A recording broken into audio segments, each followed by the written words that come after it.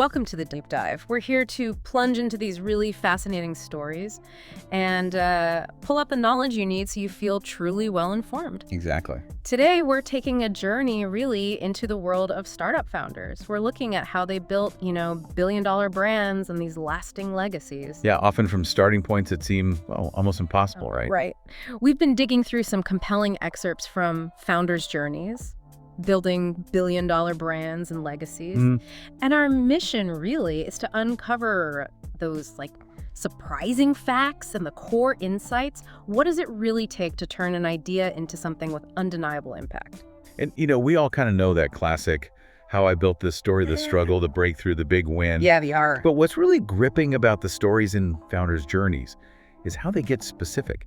They peel back the layers on the often counterintuitive decisions and those mindset shifts that took these founders from just a concept to, well, massive influence. Wow. They really hit home because they're not just business case studies. They're deeply human stories of resilience. Exactly. And you're going to hear how just unwavering vision plus sheer grit can conquer some seriously daunting obstacles. We want to show you that resilience isn't just some buzzword people throw around. It's like an active ingredient. Absolutely, it's crucial. So with that context, let's dive into our first journey. This story perfectly illustrates how one woman, armed with a really personal problem, just completely disrupted an industry. Let's do it. Okay, first up, Sara Blakely, the powerhouse behind SPANX. Now, you gotta picture this. Sara wasn't some, fashion insider or a seasoned entrepreneur with tons of VC cash. Not at all. She was selling fax machines door to door in her late 20s. She had just $5,000 in savings, living in Atlanta, and absolutely no prior experience in fashion, design, manufacturing, even running a business. Wow, just $5,000. Right. And her big idea, it came from something super personal, really relatable. She was getting ready for a party, wanted to wear these white pants. The white pants story, yes. Exactly. But her pantyhose, the seams showed, and they looked weird with her open-toed shoes. A common problem, really. So she did what maybe lots of us think about, but very few actually do. She grabbed scissors and just cut the feet off her own pantyhose. Just like that. And boom. Right there, the concept for footless shapewear was born. What's so fascinating is how her intuition wasn't just a vague feeling. It was this, relentless conviction that a female perspective on a product for women was just fundamentally missing in an industry run mostly by men. That's a key point. Yeah, and that conviction led her down a path that, honestly, most people would have thought was completely naive or just impossible. And you bet that path was rocky. I mean, she spent 2 years, mostly on her own, just cold calling hosiery mills. 2 years, imagine that. Can you imagine the sheer number of rejections? She'd get these really dismissive responses, often from men, telling her things like, "Honey, that's just a fad," or "Women don't need that, pantyhose are fine." Patronizing, right? Totally. Yeah. One manufacturer apparently just laughed her out of the room. It wasn't just that they didn't understand the product. It was like they fundamentally misunderstood the female consumer. Yeah, this really highlights that initial resistance that pioneering ideas so often face, especially when they challenge the status quo or, cater to a need that hasn't been recognized by the people in charge. True. And it also points to the pretty significant gender bias she ran into.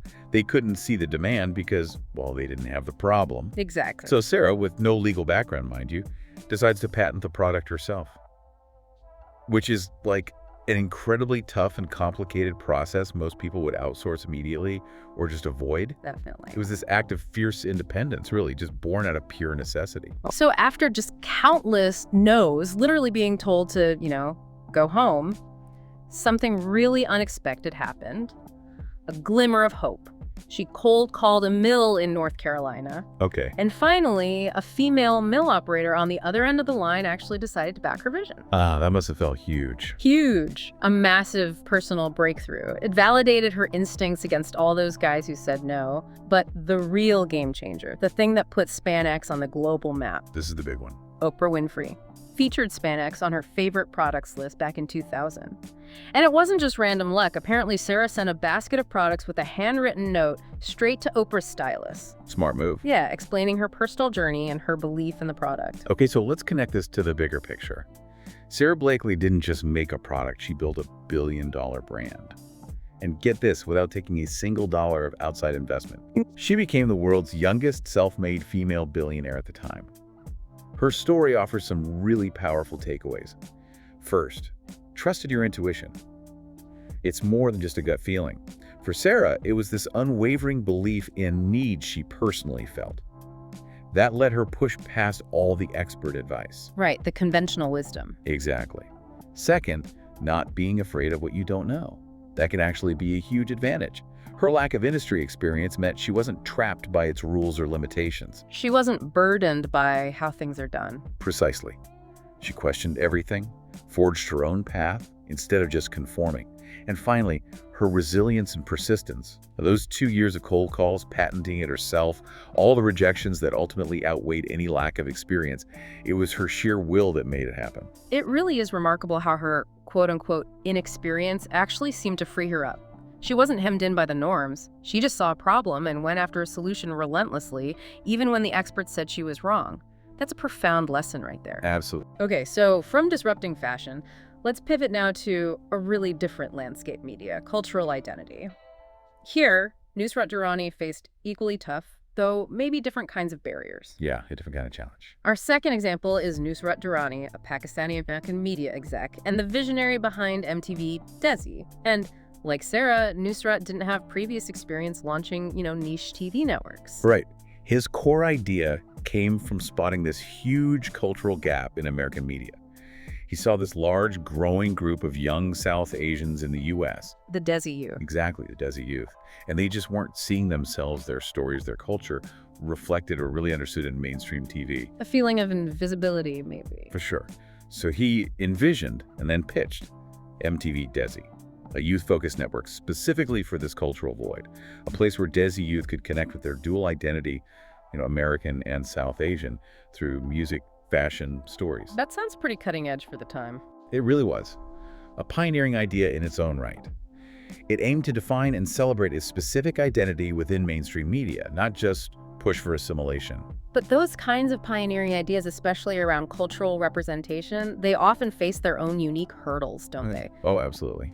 So knowing Nusrat was trying to break totally new ground in media, what were the biggest, maybe unexpected battles he had to fight inside the company to get MTV Desi going?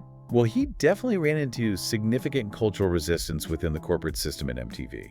He wasn't just selling a channel, he was selling a culture that a lot of the executives just didn't grasp. They didn't get it. No. He actually described execs asking things like, who even are Desi youth? Or is there really a market for this beyond, Indian restaurants? Wow, that's pretty narrow thinking. Yeah, there was this widespread lack of understanding about the nuances of Desi youth identity, their music, their whole fusion of cultures.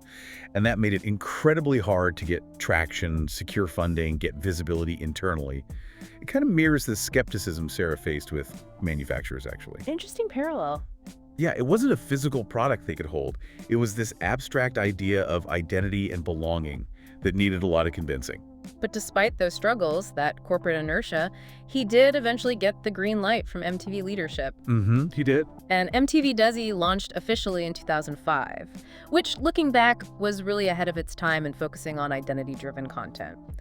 Way before the industry fully embraced multicultural representation as, a business strategy. Probably has a curve. They aired everything from South Asian hip-hop and electronic music to documentaries about immigrant life, featured artists blending Western and Eastern sounds. It was like a mirror for a generation that hadn't really had one before. Okay, let's connect this to the bigger picture again. While MTV Desi itself was relatively short-lived as a standalone network, it ran for about 2 years. Right, not super long. Its impact was profound. It's still rippling through media today. It didn't hit $1 billion valuation like SPANX, obviously, but it undeniably paved the way for so much of the multicultural media we see now. How so? Well, it proved the concept. It showed there was a viable, passionate audience for identity-based content. Think about the explosion of diverse voices and stories on streaming on cable channels since then. MTV Desi was like a quiet, maybe almost forgotten trailblazer for all of that. Laying the groundwork. Exactly. And Durrani himself became this highly respected voice in identity-based storytelling and media innovation. Yep. People sought out his insights. His journey highlights a really crucial point. True legacy isn't always measured in dollars or how long something lasts on the shelf. Right. Sometimes, real legacy is about fundamentally changing the cultural conversation, proving a concept, and inspiring a generation. So Nusrat's story really teaches us that these pioneering ideas, especially cultural ones, often face deep resistance because they challenge how people see the world. It underscores the huge, lasting impact of real representation. And it shows powerfully that legacy can be found in shifting perspectives, opening doors, not just piling up wealth. It's about planting a seed, really, that grows into something maybe even bigger than the original venture itself. It's genuinely fascinating, isn't it, how these two, on the surface, very different entrepreneurial paths, one about a physical product, the other about cultural media, still share these really deep universal threads. Yeah, what's really illuminating when you put them side by side is that despite the different fields, both Sara and Nusrat started by spotting a real problem or an unmet need, something deeply personal to them or their community. That personal connection seems key. Definitely. Whether it was a frustrating wardrobe issue or a big cultural gap in media, both faced massive rejection, skepticism from the established systems. Yeah, the gatekeepers. Yet their conviction just let them push through what most people would have given up on. And ultimately, both had these breakthroughs, often fueled by unexpected allies. Like the female mill operator. Right, or the backing from MTV leadership. These weren't just business plans. They were like acts of stubborn belief in some kind of ignored truth. These stories really do go so much deeper than just, business mechanics or market strategies. Oh, yeah. They reveal the absolute critical role of individual drive, that courage to be vulnerable, to put your idea out there and face constant no's. That vulnerability is huge. And just the sheer power of a single vision that refuses to quit. It's about that unwavering belief in your idea, even when literally everyone else is telling you it's impossible, or they don't even see the problem you're trying to solve. Which raises a really important question for all of us listening. How can you take these insights and apply them to your own goals or aspirations? These narratives, they build trust, they spark aspiration, they offer inspiration for anyone looking to make their own mark.